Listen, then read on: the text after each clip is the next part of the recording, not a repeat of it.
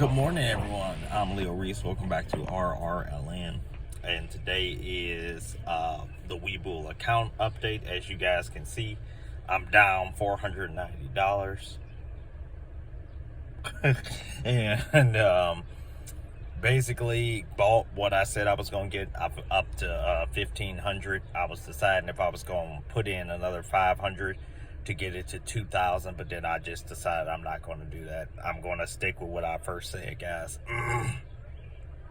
of just keeping the 1,500 in. I've brought my average down from 185 when I first purchased it all the way down to $1.13.9, so really $1.14. And if I was to probably add another 500 shares, it'd probably bring me down to somewhere probably around 105, closer to the dollar mark, which I'm like, whatever. I'm not going to try to get it down to that. It really doesn't matter at this point. Hopefully it can start. It has earnings coming on May 5th, so we'll see what happens. Usually with biotech stocks, the earnings really don't make it pop or drop. Really, it's going to be that FDA approval that they've just tried to get. Again, they got denied the first time. I guess they're reconvening and resubmitting things now to get put back into it. The whatever the test that they were doing, they're trying to get it back to the council for them to approve it. So we'll see how that goes. I'm trying to sell it before that news, because I don't want to play with that, because if they deny it again, I automatically know that that thing is going to drop like a rock. It's going to go from 80 cents to 20 cents. So I don't want to really, I want to at least be able to have some profit before that news comes.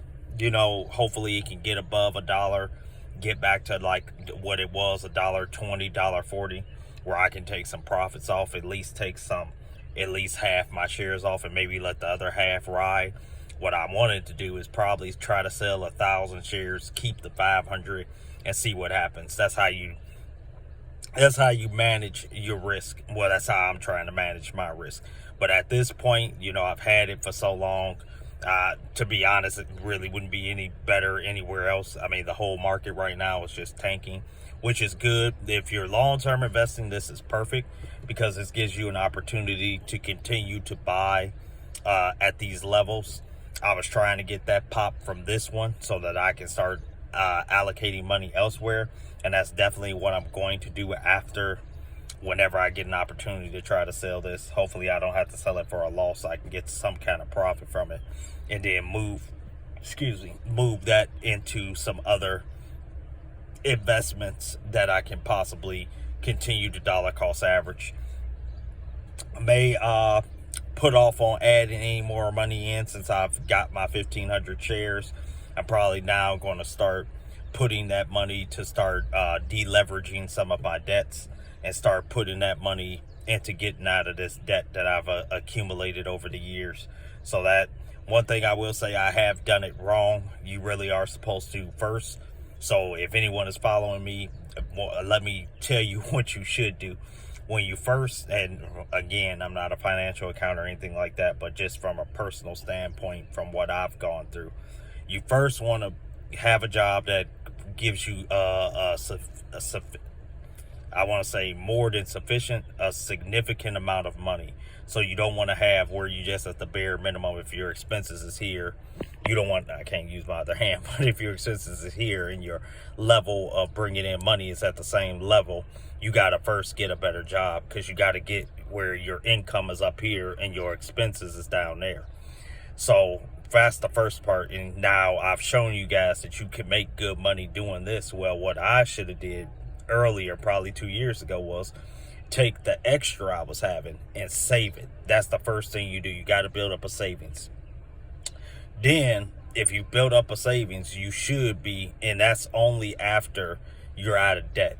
You should be out of debt completely, so that you can save, start putting that money and have an emergency fund put up and saved up for rainy days, or for emergency car problems like I have right now. Not really, I put it in for the maintenance, but even still, the maintenance is costing me where I had to get a rental for 2 weeks. That was $800. And then whatever the cost for getting the shocks, getting the oil filters, getting the spark plug, you know, that stuff is going to cost money.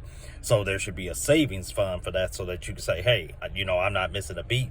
I'm still out here working, and then I can draw from that if needed, or if anything was to happen where you couldn't work, and then you have that. Then you should have your debt. Shouldn't have debt. Now, shame on me, I have debt. You shouldn't have that if you're trying to invest, because you want to be able to invest where you don't have to pull money out of those investments to try to cover debts or emergencies.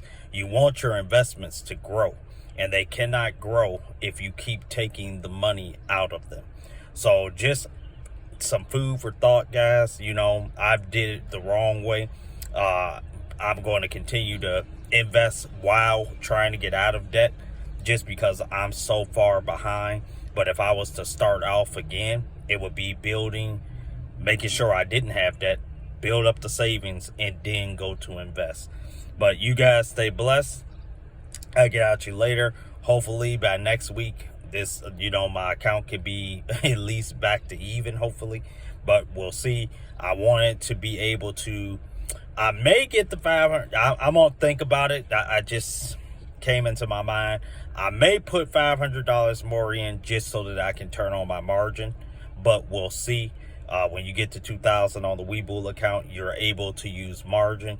You just got to be careful, because you got to use margin in the right way. But I'll get into that later, guys. But you guys be blessed. Take care. Have a good day.